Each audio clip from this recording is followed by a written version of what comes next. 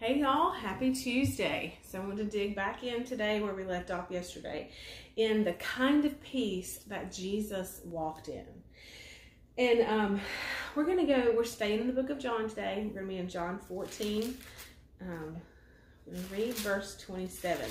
And this, of course, is a familiar verse for you all. We're going to dig into it. The King James Version is the one that you'll recognize. And so this is John 14:27. And it says, "Peace I leave with you. My peace I give unto you. Not as the world giveth, give I unto you. Let not your heart be troubled, neither let it be afraid." And so the Amplified Version, which of course you know is my favorite, listen to this. John 14:27. "Peace I leave with you. My own peace I now give and bequeath to you. Not as the world gives do I give to you. Do not let your hearts be troubled, neither let them be afraid. Stop allowing yourselves to be agitated and disturbed, and do not permit yourselves to be fearful and intimidated and cowardly and unsettled." Wow. That is full. And so the peace that Jesus walked in and experienced is because, like I said yesterday, he walked in unbroken fellowship with God the Father. There was no sin that separated Jesus from God.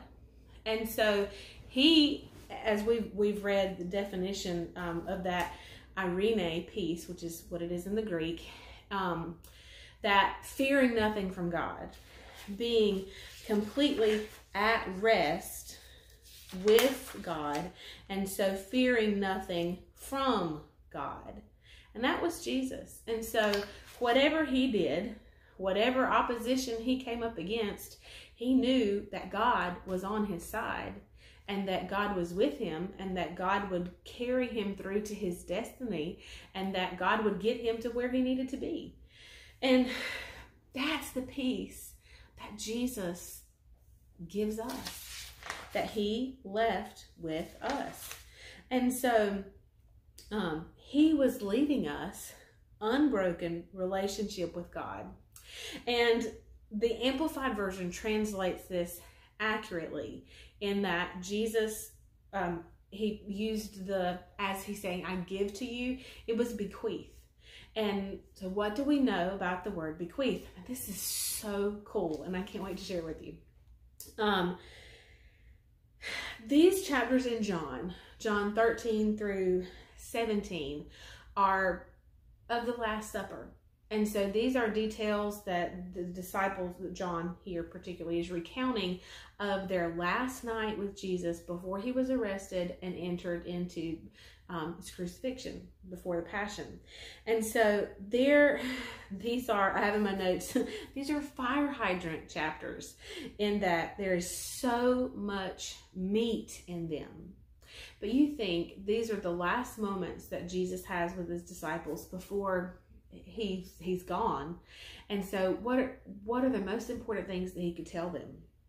And Jesus tells his disciples that he bequeaths to them his peace. And so we're going to define the word bequeath. And it is Merriam-Webster, I just have been using that. It's to give or leave by will. Okay, you know what a will is. It's a legal declaration of a person's wishes regarding the disposal of his or her property or estate after death.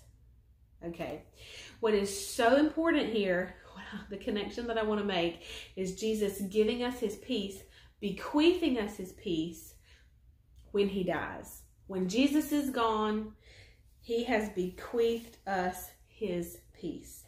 And that it is legal, that the will is a legal declaration.